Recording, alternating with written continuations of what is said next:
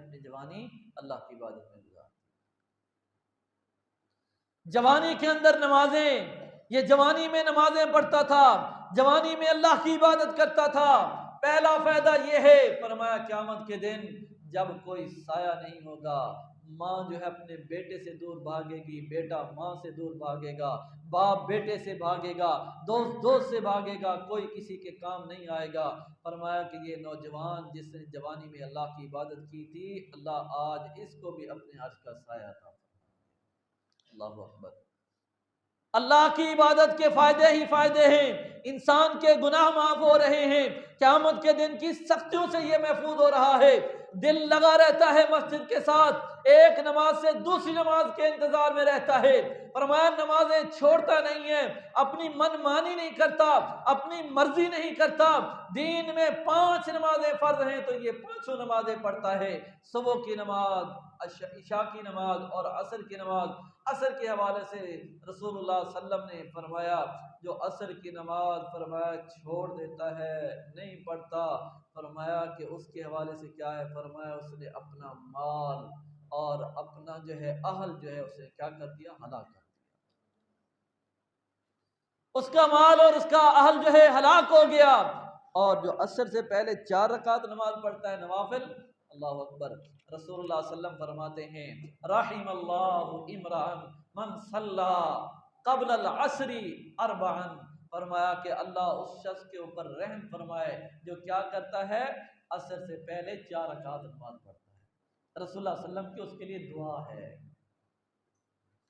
آپ صلی اللہ علیہ وسلم دعا کر رہے ہیں اللہ اس شخص کے اوپر رحم فرما جو عصر سے پہلے 4 رکعت نماز ادا کر رہا ہے. ہاں، نماز ادا کرنے والا جوان اگر جوانی میں بھی اللہ کی عبادت کرتا ہے اور نمازیں ٹائم پہ ادا کرتا ہے، وقت کے اوپر نمازیں پڑھتا ہے، فرمایا قیامت کے دن اللہ اس کو بھی اپنے عرش کا سایہ نصیب فرمائیں گے. اللہ اکبر. اور اس کے ساتھ یہ بھی فرما دیا رسول اللہ صلی اللہ علیہ وسلم فرماتے ہیں دوسرا فائدہ کیا ہے، فرمایا کہ تیسرا فائدہ، پہلا فائدہ انسان کے گناہ معاف ہوتے ہیں، دوسرا فائدہ فرمایا قیامت کے دن اللہ اپنے عرش کا سایہ عطا فرمائیں گے. تیسرا فائدہ کیا ہے، رسول اللہ صلی اللہ علیہ وسلم فرماتے ہیں یہ جوانی میں جب اللہ کی عبادت کرتا ہے، جب بوڑھا ہو جاتا ہے، اب اس کے اعضاء اس طرح کام نہیں کرتے جس طرح جوانی میں کرتے تھے. لمبے قیام کرتا تھا، کھڑے ہو کے تلاوت کرتا تھا، لمبا لمبا قیام، لمبی رکعتیں پڑھتا تھا، فرمایا کہ اب بوڑھا ہو گیا ہے، اب اس طرح عبادت نہیں کر سکتا. اللہ تبارک و تعالیٰ اپنے فرشتوں کو حکم دیتے ہیں اے میرے فرشتوں، یہ میرا بندہ جوانی میں میری عبادت اس طرح کرتا تھا، اب یہ بوڑھا ہو گیا ہے، صحیح طریقے سے رکوع نہیں کر پاتا، صحیح طریقے سے قیام نہیں کر پاتا، اس کے اعضاء کام نہیں کرتے، لیکن یہ پھر بھی کھڑا ہے، یہ تھکا نہیں ہے، ہارا نہیں ہے، پیچھے نہیں ہٹا. اس کا خشوع اور خضوع، اس کا خوف دل کے، میرا خوف اس کے دل کے اندر باقی ہے، یہ پھر بھی کھڑا ہے. چلنے میں دشواری ہوتی ہے، چل کے پھر بھی مسجد کے اندر آتا ہے. اے میرے فرشتوں، یہ جب چل کے آتا ہے، ایک ایک قدم اٹھاتا ہے، اس کے ایک ایک قدم پہ اس کے گناہوں کو بھی معاف کر دو اور اس کے جو ہے درجات کو بھی بلند کرتے جاؤ اور اس کے نامہ اعمال کے اندر نیکیوں کو بھی لکھتے جاؤ. یہ مسجد کی طرف چل کے آتا ہے، بوڑھا ہو گیا ہے، اس کے اعضاء کام نہیں کرتے، لیکن پھر بھی آتا ہے، نماز پڑھتا ہے. فرمایا کہ جوانی میں یہ عبادت کرتا تھا، اب کیا ہے، اس کا ثواب اب وہ بڑھاپے والا نہیں لکھنا، اس کا ثواب اب بھی جوانی والا لکھنا ہے. جوانی میں جس طرح اس کا ثواب لکھتے تھے، جتنا ثواب اس وقت لکھتے تھے، اے میرے فرشتوں اب یہ بوڑھا ہو گیا ہے، اب بھی اس کا ثواب وہی جوانی والا لکھتے جاؤ. بھائیو، یہ تیسرا فائدہ ہے. انسان اللہ کی عبادت کرتا ہے تو فرمایا کہ اللہ کی عبادت کرنے کی وجہ سے گناہ معاف ہوتے ہیں، درجات بلند ہوتے ہیں اور اللہ کے عرش کا سایہ ملتا ہے. پھر جوانی میں اگر عبادت کی ہے تو بڑھاپے کے اندر بھی کرتے ہیں تو بڑھاپے کے اندر ثواب جوانی والا ہی ملتا رہتا ہے.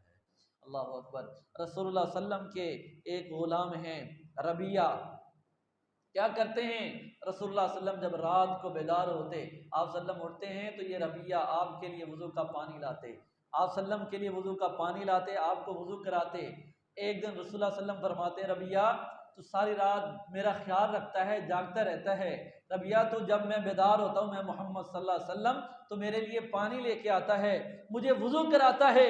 ربیہ کچھ مانگنا چاہتا ہے، میں محمد سے مانگ، میں محمد تجھے عطا کروں گا۔ ربیہ کیا کہتے ہیں؟ اللہ کے رسول صلی اللہ علیہ وسلم مجھے کچھ نہیں چاہیے۔ ربیہ کچھ مانگنا ہے پھر مانگ لے، اللہ کے رسول مجھے کچھ نہیں چاہیے۔ رسول اللہ صلی اللہ علیہ وسلم پھر کہتے ہیں ربیہ کچھ مانگنا چاہتا ہے، مانگ لے۔ رسول اللہ صلی اللہ علیہ وسلم سے کہتے ہیں اللہ کے رسول صلی اللہ علیہ وسلم اگر آپ زیادہ مجھے کہتے ہیں، میں ایک بات کا آپ سے سوال کرتا ہوں۔ سوال کیا ہے ربیہ؟ کیا مانگنا چاہتا ہے؟ اللہ کے رسول جنت میں آپ کا ساتھ مانگتا ہوں۔ اللہ اکبر۔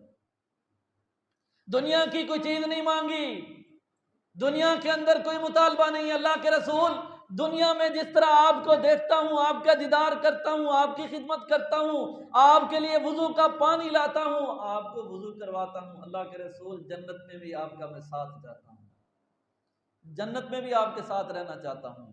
اللہ اکبر۔ رسول اللہ صلی اللہ علیہ وسلم فرماتے ہیں ربیہ تو نے بہت بڑا سوال کیا ہے، تو نے بہت بڑی چیز مانگی ہے۔ کہا پھر ربیہ پھر ایک جو ہے وعدہ تم بھی میرے ساتھ کرو، پھر تم میری مدد کرو۔ کہا کس کے ساتھ؟ رسول اللہ صلی اللہ علیہ وسلم فرماتے ہیں ربیہ پھر سجدے سب سے زیادہ کیا کرو، سجدے سب سے زیادہ۔ فرمایا کہ نوافل کثرت کے ساتھ ادا کرو،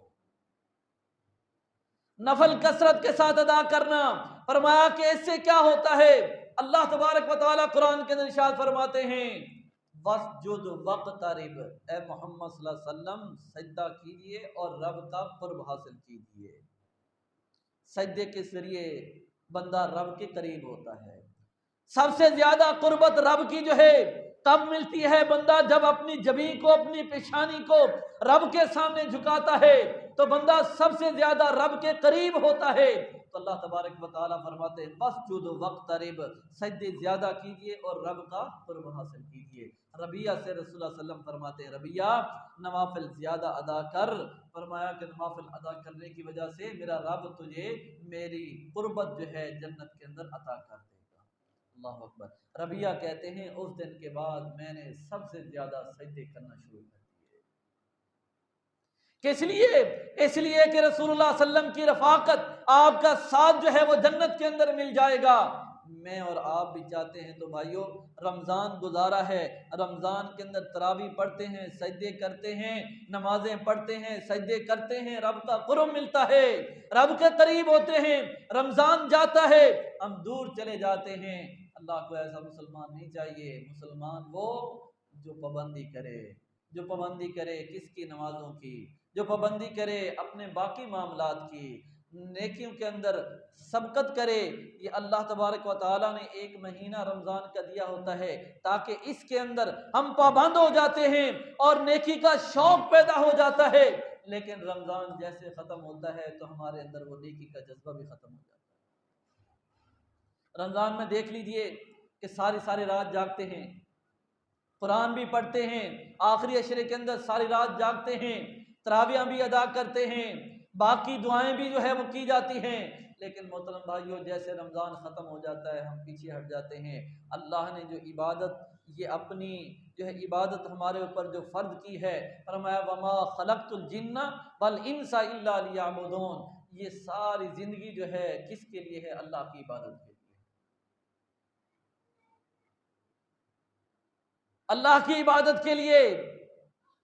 اگر اللہ کی عبادت کرتے ہوئے بندہ اس دنیا سے چلا جاتا ہے، اسی حالت کے اندر بندے کو موت ہو جاتی ہے، بندہ اللہ کے سامنے سرخرو ہو جاتا ہے۔